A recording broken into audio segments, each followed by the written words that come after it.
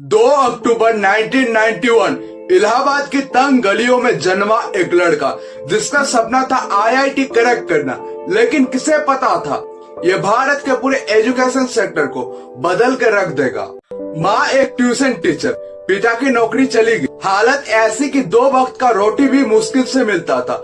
लेकिन ये हार मानने वालों से कहा था अलख पांडे, और आज वही लड़का बायजूस, अड्डा 24/7 और अनअकैडमी जैसे मल्टी बिलियन डॉलर्स के कंपनी को उखाड़ फेंका। बच्चे प्यार से कहते हैं PW is not a company, it's a emotion.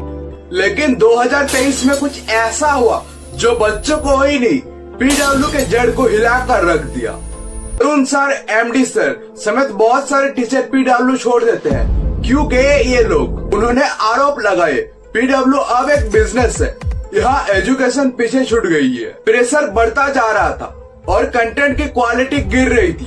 तो क्या है सच? आज पूरे डिटेल्स में जानेंगे। तो चलिए शुरू से शुरू करते हैं। अलख पांडे का जन्म 1991 में प्रयागराज के एक मिडिल क्लास परिवार में हुआ था। पापा एक प्राइवेट कंपनी में काम करते थे, लेकिन उनकी नौकरी चली गई थी। घर में पैसों की तंगी थी। माँ ट्यूशन पढ़ाती थी और वहीं से घर का चूल्हा चौकी चलता था। पर अलख अलग थे। पढ़ाई में तेज और टीचिंग का जुनून बचपन से ही था। 8 क्लास के बाद उन्होंने खुद छोटे बच्चों को ट्यूशन देना शुरू कर दिया था।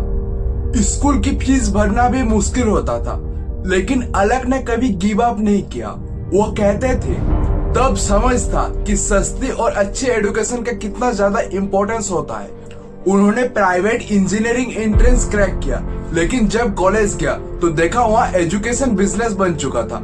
डिसअपॉइंट होकर वे कॉलेज छोड़ दिया और डिसाइड किया कि मैं खुद टीचर बनूंगा और स्टूडेंट्स से कभी लूट नहीं करूंगा।